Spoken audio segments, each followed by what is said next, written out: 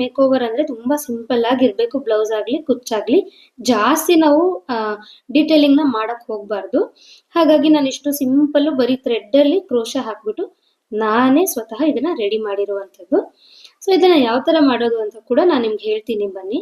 ಇದಕ್ಕೆ ನಾನು contrast blouse ಏನಿದೆ ಅಲ್ವಾ ಆ ಕಲರ್ದು ಥ್ರೆಡ್ ಅನ್ನ ತಗೊಂಡಿದ್ದೀನಿ. ಇಲ್ಲಿ ಸ್ಯಾಂಪಲ್ಗೋಸ್ಕರ ನಿಮ್ಗೆ ಬೇರೆ ಏನೋ ಥ್ರೆಡ್ ಅಲ್ಲಿ ತೋರಿಸ್ತಿದ್ದೀನಿ.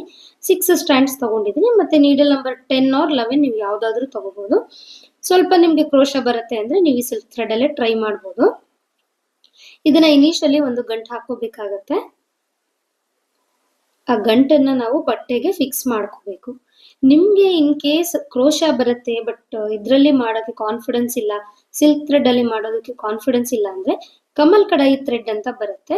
ನಿಮ್ಗೆ ಇದು ಆಲ್ಮೋಸ್ಟ್ ಥಿಕ್ನೆಸ್ ಏನ್ ಇರುತ್ತೆ, ಈಗ ನಾವು ಸಿಲ್ಕ್ ಥ್ರೆಡ್ಸ್ ಅನ್ನ 6 ಎಳೆಯಾಗಿ ತಗೊಂಡಾಗ ಎಷ್ಟು ಥಿಕ್ನೆಸ್ ಬರುತ್ತೆ ಅದು ಆಲ್ಮೋಸ್ಟ್